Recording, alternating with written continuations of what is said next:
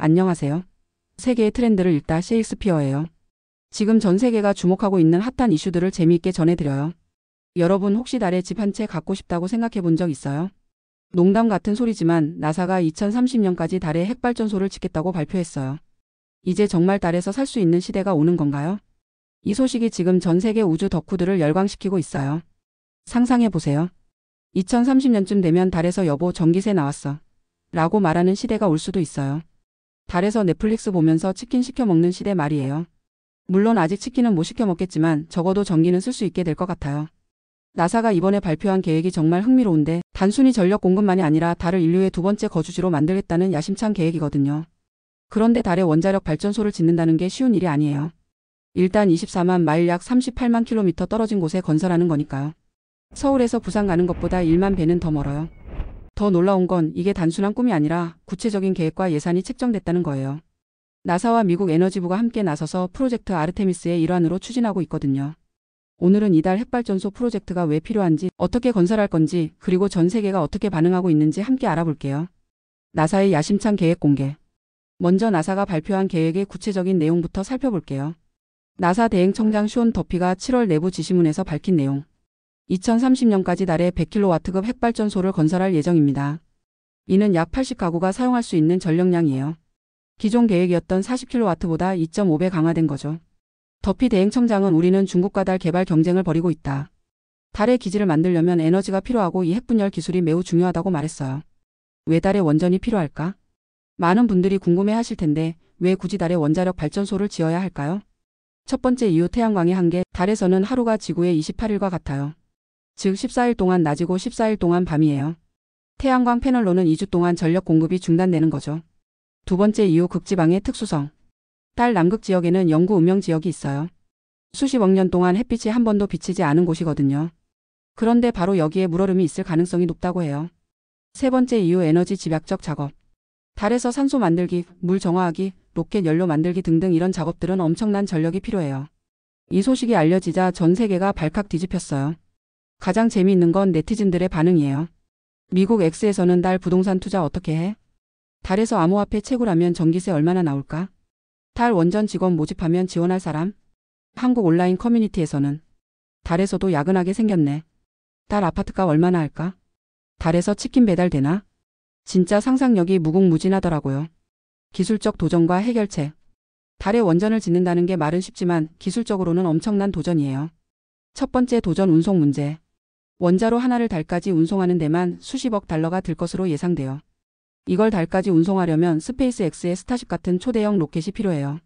두 번째 도전 조립과 설치.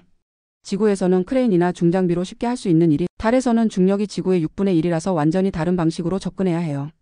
세 번째 도전 방사선 차폐와 냉각. 달에는 대기가 없어서 우주 방사선이 직접 쏟아져요. 또한 대기나 물이 없어서 원자로에 열을 식히기 위해 우주로 직접 방열해야 하는데 이를 위해서는 큰 방열판이 필요해요. 나사의 창의적 해결책들. 그런데 나사가 이런 문제들을 정말 창의적으로 해결하려고 해요. 모듈화 설계 원자로를 여러 개의 작은 모듈로 나누어서 여러 번에 걸쳐 운송한 다음 달에서 조립하는 방식이에요. 마치 레고 블록 조립하듯이 말이죠. 로봇 건설팀. 휴머노이드 로봇들이 주요 건설 작업을 담당할 예정이에요. 사람은 최소한만 투입하고 대부분 로봇이 할 거래요. 달 자원 활용. 달 표면에 레골리스 달 먼지를 콘크리트 대신 사용해서 차폐벽을 만들 계획이에요. 현지 조달이니까 운송비를 크게 절약할 수 있죠. 안전성은 어떻게 보장할까? 많은 분들이 가장 걱정하는 부분이 안전성이겠죠. 소형 모듈 원자로 SMR 기술. 기존 원전보다 훨씬 작고 안전한 SMR 기술을 사용해요. 현재 세계 회사가 500만 달러씩 받아서 개념 설계를 완료했고 2025년에 2단계 공개 입찰이 예정되어 있어요. 무인 운영 시스템. 달 원전은 완전 자동화돼요. 지구에서 원격으로 모니터링하면서 문제 발생 시 자동으로 안전 모드로 전환되는 시스템이에요. 여기서 정말 흥미로운 사실이 있어요. 달 원전이 성공하면 이 기술을 화성 탐사에도 응용할 수 있어요. 화성은 달보다 더 멀고 태양빛도 약해서 원자력이 거의 유일한 대안이거든요. 나사 과학자들은 달 원전이 성공하면 인류가 화성에 정착하는 꿈도 한층 가까워질 것이라고 말해요. 심지어 목성의 위성 유로파나 토성의 위성 타이탄 탐사에도 이 기술을 쓸 수 있다고 해요. 정말 우주 개척 시대의 문을 여는 열쇠 같은 프로젝트네요. 전 세계 우주 경쟁 가속화. 중국과 러시아의 반응. 중국과 러시아는 이미 2035년까지 달에 공동 핵발전소를 건설한다고 발표했어요. 러시아 우주청장 유리 보리소프는 2033년에서 2035년 사이에 중국 파트너와 함께 달 표면에 전력 장치를 전달하고 설치하는 프로젝트를 진지하게 고려하고 있다고 말했어요. 국제달 연구기지 ILRS를 위한 전력 공급이 목적이라고 하고요. 이집트, 파키스탄, 베네수엘라, 태국, 남아프리카 등 17개국이 ILRS 프로젝트에 참여하고 있어요. 일본의 우주 기술로 협력하겠다며 파트너십을 제안했고요. 특히 로봇 기술과 정밀 제어 시스템 분야에서 협력할 예정이에요. 유럽연합 ESA 유럽우주청도 달 궤도 우주정거장 건설을 가속화하겠다고 발표했어요. 달 기지와 지구를 연결하는 중간 기지 역할을 하겠다는 거죠. 민간 기업들의 황금 러시. 정부만 나서는 게 아니에요. 민간 기업들도 엄청난 관심을 보이고 있어요.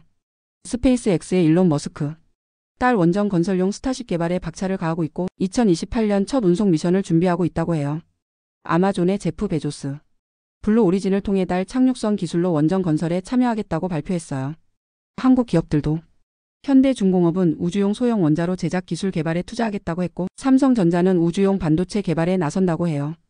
여기서 더 흥미로운 포인트가 있어요. 이 우주 개발 경쟁 때문에 완전히 새로운 산업들이 생겨나고 있어요. 우주 건설업 지구가 아닌 다른 행성에서 건설하는 전문 회사들이 생겨나고 있어요. 우주 물류업 지구와 달 사이를 오가며 물자를 운송하는 회사들이에요. 우주보험업 우주에서 벌어지는 사고를 보장하는 보험 상품들이 개발되고 있어요. 월스트리트에서는 이미 우주 관련 주식들이 급등하고 있어요. 우주항공 ETF들이 평균 15% 이상 상승했고 원자력 관련 주식들도 덩달아 올랐어요. 한국 증시에서도 한국항공우주산업, 하나시스템 같은 우주 관련 주식들이 주목받고 있어요. 오늘의 핵심 정리. 오늘 우리가 살펴본 나사의 달 원정 계획은 단순한 기술 프로젝트가 아니라 인류 역사의 새로운 전환점이 될 수 있는 프로젝트예요. 첫째, 나사가 2030년까지 100kW급 원자력 발전소를 달에 건설해서 인류의 달 거주 시대를 열겠다는 구체적인 계획을 발표했고요. 둘째, 중국 러시아도 2035년까지 공동 핵발전소 건설 계획을 발표하면서 전 세계 우주 개발 경쟁이 본격화되고 있어요. 셋째, 이 프로젝트를 중심으로 완전히 새로운 산업들이 생겨나고 있다는 점이에요. 여러분에게 묻고 싶어요. 여러분은 달에서 살아보고 싶으세요? 만약 달 이주 프로그램에 지원할 기회가 생긴다면 도전해 보실 건가요? 그리고 달에서 가장 하고 싶은 일이 뭔가요? 달에서 지구를 바라보기? 아니면 달 표면을 탐험하기? 댓글로 여러분의 우주 개척 꿈이나 달 생활에 대한 상상을 들려주세요. 정말 궁금해요. 오늘은 세계 트렌드를 읽다 세익스피어와 함께 나사의 핵발전소 건설 계획을 함께 읽어봤어요. 구독과 좋아요, 알림 설정 꼭 해주시고요. 여러분도 언젠가 달에서 지구를 바라보는 그날을 꿈꾸면서 다음에 또 재미있는 트렌드로 찾아뵐게요. 우주에서 만나요. 안녕.